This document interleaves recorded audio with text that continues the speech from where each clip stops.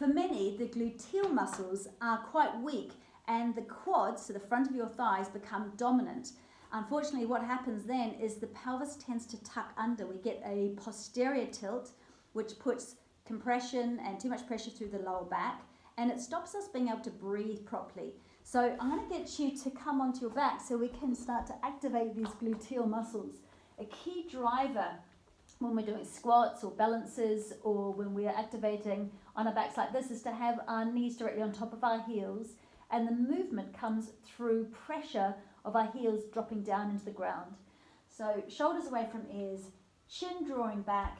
You want to press down with your heels as you lift your bottom up so gluteal muscles start to become active. Rolling up the spine so we get a nice movement through the spine, and then rolling back down again. As you come back down again, release those gluteal muscles so we soften them. So push through the heel, that activates the hamstrings and the glutes as we roll up the spine, getting a nice massage, rolling back down again, releasing the glutes. So if you are finding that gluteal muscles are quite inactive, there's a wonderful expression called dead butt syndrome. So we want to make sure that the glutes are able to start switching on. Try coming up again, and to really test them, heel toe your feet so that they're closer together. Keep pressing through the heels so the gluteal muscles stay upwards, the pelvis stays up. We're on a diagonal line here. Hands down on the ground. Take all of your weight into one foot, so your right foot, all the weight into that right heel, and stick your left foot out in front of you. See if you can make sure the pelvis doesn't drop here. Keep it high. So we're really activating this glute. And then maybe lifting up through the leg, so we'll push the heel away from us, getting a stretch through the hamstring as well. This is a bit more challenging. And then taking that foot down onto the ground and swapping sides, pressing down now through your left heel, sticking your right heel out, and just noticing, does this glute work as well as this glute? And then again, maybe pressing the heel up so we get a stretch, and do little pulses through the heel to stretch into the hamstrings, keeping the buttocks high, and then down again, slowly rolling down onto the ground.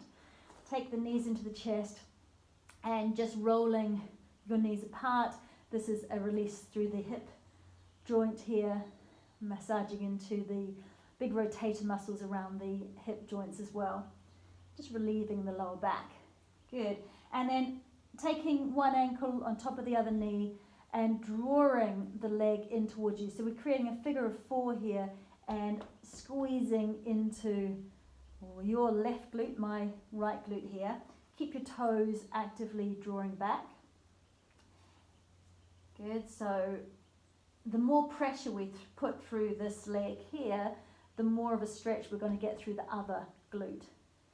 And then swapping sides. So ankle on top of knee, drawing your left leg in, dropping the right knee out to the side. So we're stretching right down into the gluteal muscles here, releasing any tension. As we press that left foot in, we draw the left knee in, we also get the right knee dropping out to the side, increasing the stretch here. Good, so that's just a simple way to start to activate the glutes and then release them.